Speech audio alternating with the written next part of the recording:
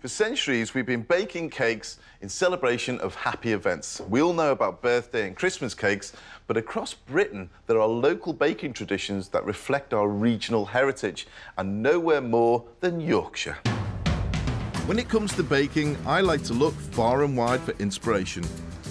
It's been said that all good things come from Yorkshire. There's Yorkshire tea, Yorkshire pudding, and if we're talking sweet baked treats, that saying may in fact be true. We eat a lot of cakes in Yorkshire. I think Yorkshire people like cakes because they like tea, so they like a piece of cake with the tea. Cake baking is such a big part of life here in Yorkshire. Events are often held that allow locals to showcase and sell their wares, and people come from far and wide to sample them. Tea loaf's lovely. Yeah, with a cup of Yorkshire tea as well. Yorkshire bracken, absolutely delicious. It's so rich and, oh, it's full of fruit. It's beautiful. A cup of Yorkshire tea and parkin. Parkin. Yorkshire parkin has got to be a good cake. Parkin is a classic Yorkshire cake. It's a sponge made with treacle syrup and spice and is often enjoyed on bonfire nights as a winter warmer. Lottie Shaw runs one of the oldest bakeries in Yorkshire, and parkin is a speciality of hers.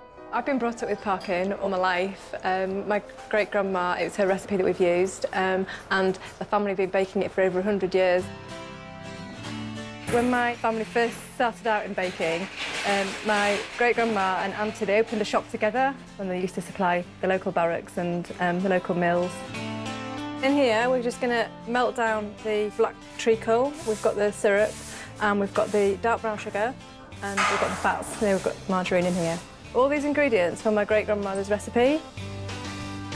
My family have been baking all my life, really, and so I've sort of grown up with the baking smells, but Yorkshire parkin was always my favourite recipe.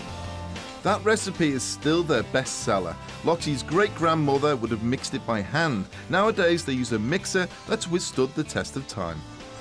This is a workhorse. I'd hate to think how many parkin this actual mixer has mixed for us over the years. Whilst Lottie still relies on an old workhorse to do the mixing, her modern shortcuts include a dispenser and cardboard baking trays. Parkin is one of Yorkshire's most famous recipes, but there are many more to choose from. This is Betty's Tea Room in Harrogate, considered a local institution for almost a century. It attracts customers from far and wide. Karen Messin has worked at Betty's for the past 13 years. I think everyone likes to make the excuse to sit down and have a cup of tea, and if it's a Yorkshire thing, all the better. Once I met a man and he'd just come straight from the airport because someone on the airplane had told him to come have a Yorkshire Rascal, so he'd found us on the base of a Yorkshire Rascal in Betty's. The Yorkshire Rascal is Betty's signature cake. They say it's a secret recipe, but it's a bit like an extra special rock cake. Justin has been making fat rascals for the last 8 years. I'm not going to tell you everything because I won't give it away, but I'd like to start off with the method of it. So we get salted butter here at the bakery and we cream that together with our sugar. I would then add my flour, then we absolutely jam-pack it full of fruit. So I think this is what makes it really special. We're not sparse with our fruit, we make sure it's absolutely full of fruit and it gives it that awesome colour that it has. Fine, then we add our egg, we'll then hand mould and we put the glacé cherries on, and then with the 3 split almonds, I think it gives a cheeky, plump face Yorkshire Fat Rascal. Everyone can enjoy the Fat Rascal. You could eat it as it is, slap a bit of butter on, or you can do my treat, butter, clotted cream, jam. What a winner.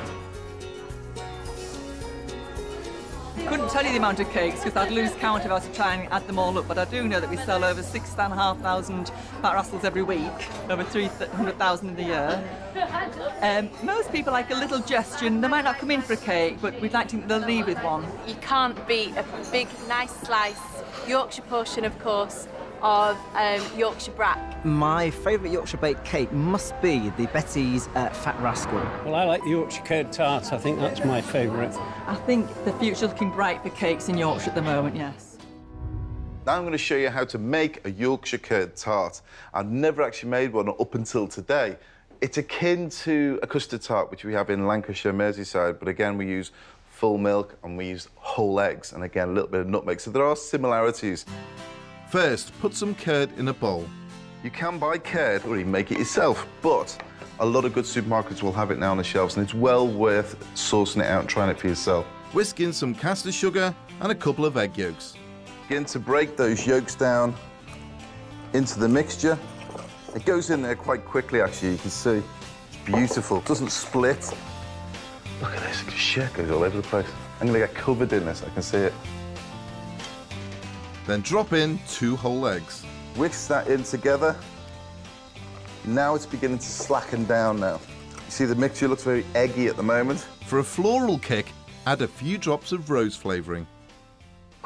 That's really nice there. Don't want to add too much. Again, very traditional in there. It's quite potent stuff. Always reminds me of Turkish delight, actually. Some lemon zest and a few currants. That'll be enough. The rest of it I'm going to put on when it goes inside the tart shell. And some melted butter. Mix that together. And now I'm going to park this mix to one side. For the sweet short crust pastry, start with some plain flour, icing sugar and butter. Now, if you've got a food processor at home, literally you can just put all the dry ingredients in with the butter and just blitz it literally for about 15-20 seconds and it'll come together. But I like the idea of just getting your hands in there and breaking it down yourself. Get the kids to do it. This is the sort of thing when they come back from school and they've got that little bit of extra energy, get them in the kitchen, give them some butter, give them some flour, and let them turn them into breadcrumbs. Once that's broken down to breadcrumbs, squeeze the juice of a lemon. Helps break down the pastry. Doesn't really impart much flavour into it. You're not adding enough of it for that. Egg yolk and water. I was going to get my hands in there straight away, but I won't. I'm just going to turn it around, incorporate all the flour with the liquid. Keep your water at hand, a little bit more. Mix this all together. Now that, just by giving it a quick spin, has brought the whole pastry together. Finally, knead the dough, chill, and bring back to room temperature. Then it's ready to use. Over here is exactly that. So you manipulate it a little bit more, and then you're going to line your tart shell. Flatten it down with your hand, a little bit of flour. Get a rolling pin, lucky turn, and then roll it out.